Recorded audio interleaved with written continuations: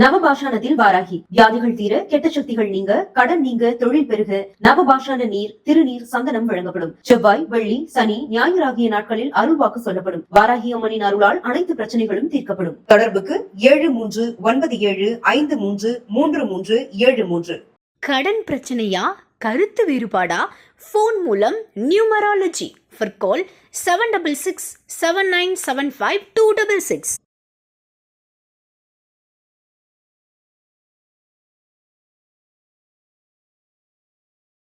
தமிழ் சினிமாவில் முடிசூடா மன்னன்வாங்க, அவர் முடிசூடிய மன்னன் சொல்லலாம். உண்மையிலேயே அது தாடியிலையாக இருக்கட்டும், அந்த முடி ஹேர் ஸ்டைலாக இருக்கட்டும், அதுதான் அவருடைய ப்ளஸ்ஸே. முகத்தை மூடுற அளவுக்கு ஒரு முடி இருக்கும். பல காமெடி நடிகர்கள் கூட நீங்கள் பார்த்துருப்பீங்க, அந்த முடியை வச்சு தான் நிறைய காமெடிலாம் பண்ணியிருக்காங்க. அவர் தம்பி சிம்பு கூட பேட்டி கொடுத்துருந்தார், யாரும் நீங்கள் இதை இது பண்ணாதீங்க, அவர் உடல்நிலை பாதிக்கப்பட்டிருக்கு, ஹாஸ்பிட்டலில் கொண்டு ஃபாரின் கூட போய்ட்டு ட்ரீட்மெண்ட்லாம் பண்ணுறோம். பட் நான் பார்த்த வரைக்கும் கேட்டினா, அவருக்கு அந்த முடி கொட்டினதுன்னு இருக்குன்னா கேப் போட்டு மேக் பண்ண ஓரளவுக்கு பண்ணியிருக்கிறாரு, மறைச்சிருக்கிறாரு. பட் அந்த முகத்தில் விழுந்திருக்க அந்த முடி உதிர்றத பார்க்க கேட்டினா, அது வந்து வயது மூப்பில் வந்து உதிர்ந்த மாதிரி தெரியல.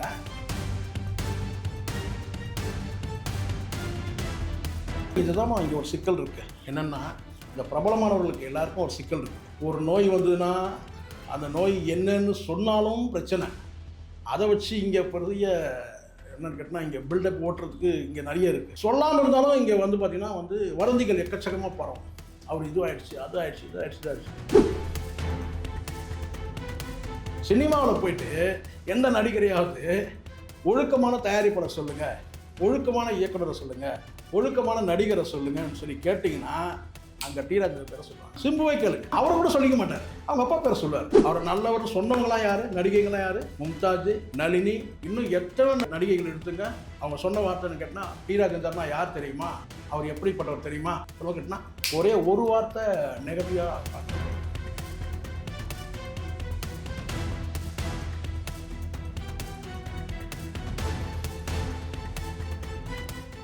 நடிகர் டிஆர் அவர்களுடைய ஒரு வீடியோ வந்து பயங்கர வைரல் ஆயிட்டு இருக்கு. ஆக்சுவலி முடிக்கு பேர், இப்போ தலைமுடிக்கு பேர் போனவர் தான் டிஆர்னு ஒரு பக்கம் சொல்றாங்கல்ல. ஆனால் அவர் முடி இழந்து தொப்பி மாட்டிக்கிட்டு போகிற காட்சிகள்லாம் வெளியே இருக்கு. என்னதான் ஆச்சு டிஆருக்கு?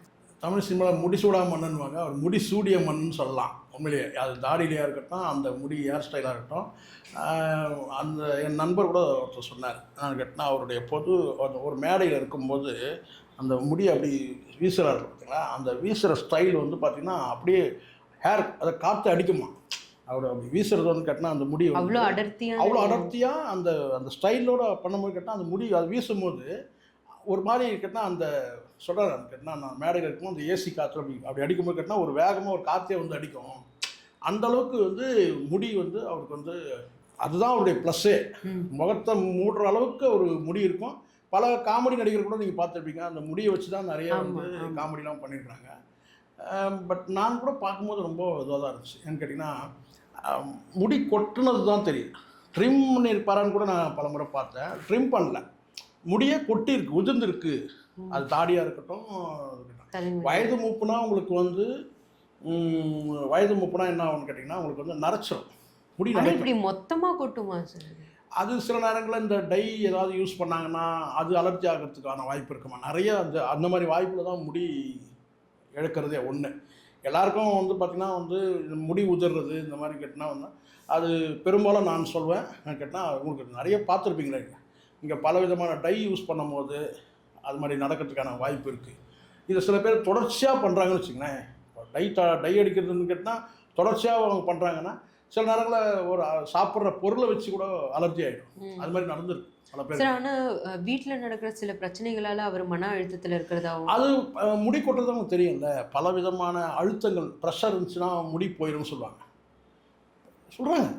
நான் என்கிட்ட நிறைய மருத்துவரே என்ன சொல்லியிருக்காரு, முடி அதிகமாக உதிர்றதுக்கான்னு கேட்டால் ரொம்ப சிந்திக்கிறீங்களா, ரொம்ப ப்ரெஷர் மன அழுத்தம் ஜாஸ்தி இருந்தனால கூட முடி உதிரும்னு சொல்கிறாங்க. அது ஒரு காரணம் இருக்குது. வேறு எயில்மெண்ட் ஏதாவது இருந்தாலும் கூட வந்து பார்த்தோன்னா முடி உதறதுக்கான வாய்ப்பு இருக்குது. பெரும்பாலும் அலர்ஜியில் முடி கொட்டுறதுக்கான வாய்ப்பு இருக்குது. இயற்கையாகவே வந்து பார்த்திங்கன்னா வயது மூப்புலேயும் சில பேருக்கு முடி கொட்டுற மாதிரி இருக்கும். பட் எனக்கு வந்து கேட்டால் வந்து பரம்பரையாக நம்ம சொல்லும் போது கேட்டால் வந்து எனக்கு தெரிஞ்சு கேட்டால் இவருக்கு அந்த மாதிரிலாம் இருக்காது. சார் ஆனால் அவர் பேசும்போது ரொம்ப சத்தமாக பேசுவார், அந்த முடியை ஆட்டி தான் பேசுவார். அவர் இல்லை அவங்களுக்கு 2020 நினைக்கிறேன். அவர் தம்பி சிம்பு கூட பேட்டி கொடுத்துருந்தார், யாரும் நீங்கள் இதை இது பண்ணாதீங்க, அவர் உடல்நிலை பாதிக்கப்பட்டிருக்கு, ஹாஸ்பிட்டலில் கொண்டு ஃபாரின் கூட போயிட்டு ட்ரீட்மெண்ட்லாம் படுத்துருவோம். பட் என்ன இதுதான் இங்கே ஒரு சிக்கல் இருக்குது. என்னென்னா இந்த பிரபலமானவர்களுக்கு எல்லாருக்கும் ஒரு சிக்கல் இருக்குது. ஒரு நோய் வந்ததுன்னா அந்த நோய் என்னன்னு சொன்னாலும் பிரச்சனை. அதை வச்சு இங்கே பெரிய என்னென்னு கேட்டால் இங்கே பில்டப் ஓட்டுறதுக்கு இங்கே நிறைய இருக்குது. சொல்லாமல் இருந்தாலும் இங்கே வந்து பார்த்திங்கன்னா வதந்திகள் எக்கச்சக்கமாக பரவும். அவர் இது ஆயிடுச்சு, அது ஆயிடுச்சு, இது ஆயிடுச்சு, இது ஆயிடுச்சு. பட் நான் பார்த்த வரைக்கும் கேட்டிங்கன்னா அவருக்கு அந்த முடி கொட்டினதுன்னு இருக்குன்னா கேப் போட்டு மேக் ஓரளவுக்கு பண்ணியிருக்கிறாரு, மறைச்சிருக்கிறாரு. பட் அந்த முகத்தில் விழுந்திருக்கிற அந்த முடி உதிர்றத கேட்டிங்கன்னா அது வயது மூப்பில் உதிர்ந்த மாதிரி தெரியல. கொஞ்சம் ஏதாவது ஸ்கின் அலர்ஜி இந்த மாதிரி ஏதாவது ஏதோ ஒரு வகையில் கேட்டிங்கன்னா அவருக்கு இந்த முடி கேட்டினா அப்படிதான் பேசக்கூட முடியாமல் இருக்காரு சார். அவர் வயசு தானே காரணம். பொதுவாக அவரு கனத்த குரல் உள்ளவர் டி ராஜேந்தர். வயது மூப்பில் கூட கேட்டினா அந்த குரல் வளம் பாதிக்கப்பட்டிருக்கலாம். ஒருவேளை மகனுக்கு திருமணம் ஆகல அந்த வருத்தம் இருக்கும் அப்படின்னு நிறைய பேர் எல்லா அப்பாவுக்கும் இருக்கும் தானே. எல்லா அப்பாக்களுக்கும் அந்த வருத்தம் இருக்க தானே செய்யும். சிம்புவை பொறுத்த வரைக்கும் சிம்புவுக்கு ஒரு விஷயம், சிம்புவோட டேலண்ட்டுக்கு இப்போ அச்சீவ் பண்ணது குறையும். நான் சொல்கிறேன், ஏதோ நான் பூஸ்ட் சொல்லணும், நான் ஏதோ சிம்புக்கு நான் ரொம்ப நெருக்கமாக இருக்கிறேன், இல்லை சிம்பு நான் பார்த்தது கூட கிடையாது. சிம்பு பார்த்திங்கன்னா அவருக்கு எப்படி ஒரு டேலண்ட் எல்லாரும் எப்படி ஒரு 10-11 விஷயம் சினிமாவில் அவர் 11 கிராஃப்ட் அவர் பண்ணார். அதை நான் சொல்கிறேன். அந்த 11 டேலண்ட் அவர் வெளிப்படுத்தினார் இல்லையா, அதோட 2 மடங்கு டேலண்ட்டுக்குள்ள மகன் தான் இவர் சிம்பு. ஆனால் சிம்புவுக்கு உங்களுக்கு தெரியும்ல, சிம்புக்கு பிஃபோர் சிம்பு ஆஃப்டர் சிம்புன்னு ஒன்று இருக்குது. ஸோ கம்பேக் சிம்பு பார்த்திங்கன்னா இப்போ வேறு லெவல். இது எப்போ அடைஞ்சிருந்தோன்னு கேட்டிங்கன்னா கிட்டத்தட்ட ஒரு 15 வருஷத்துக்கு முன்னாடியே இந்த ஒரு பெரிய ஒரு மன உளைச்சலுக்கு ஒரு தந்தையாக ஆக முடியும் தான். அதாண்டி ஒரு பர்சனல் லைஃப் பையனுக்கு இல்லைன்னும் போது எந்த அம்மா அப்பா ரொம்ப இதை ஈஸியாக கடந்து போயிடுவாங்க. அதுக்கு உண்டு தானே கண்டிப்பாக, சரிங்களா?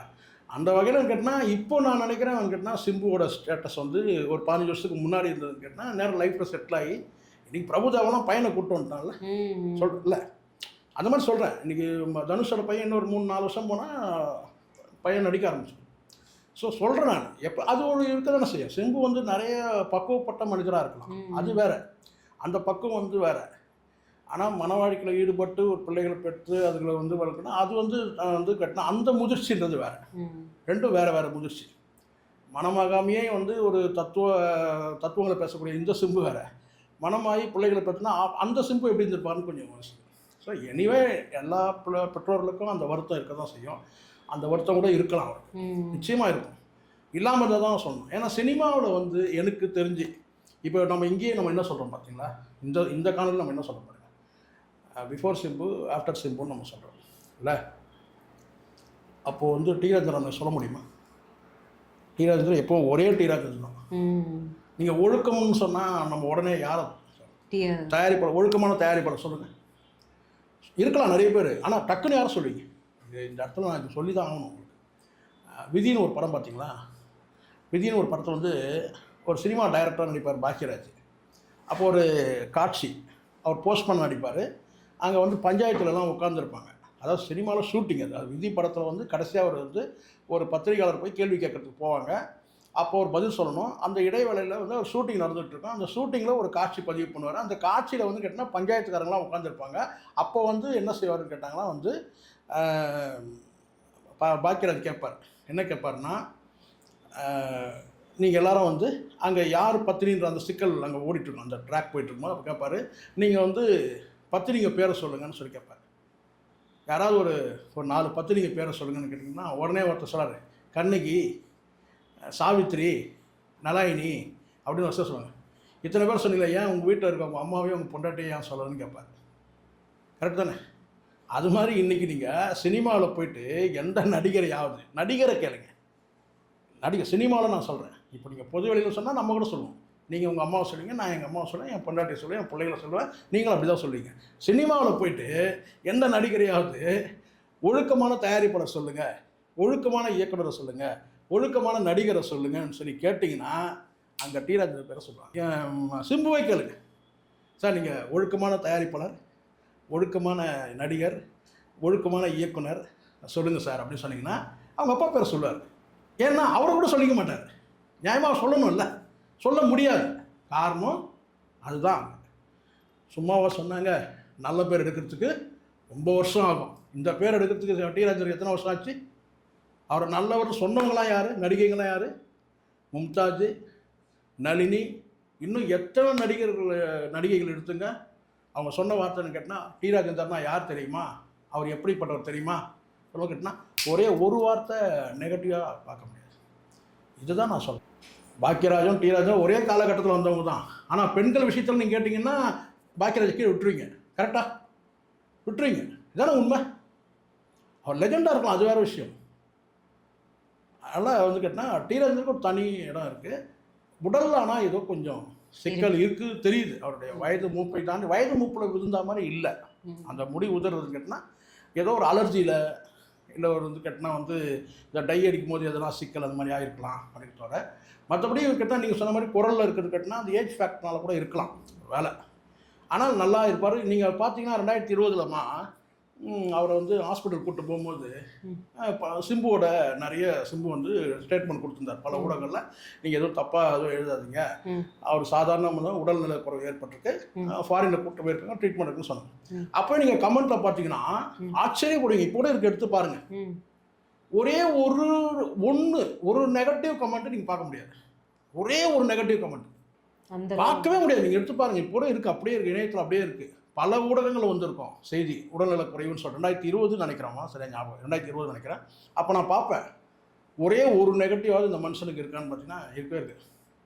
இதே சிம்புக்கு உடல்நிலை சரினா கூட வந்து பார்த்தீங்கன்னா உடனே ஒரு 4 நெகட்டிவ் கமெண்ட் கூட வந்திருக்கும். ஆனால் இல்லவே இல்லை. அது எவ்வளோ பெரிய விஷயம். அது வந்து உண்மையிலே பெற்ற தாய்க்கும் கட்டின மனைவிக்கும் மிகப்பெரிய பாக்கியம். பிள்ளைகளுக்கு கூட பெரிய பாக்கியம் தான் இப்படி ஒரு அப்பா இருக்கிறதுன்றது.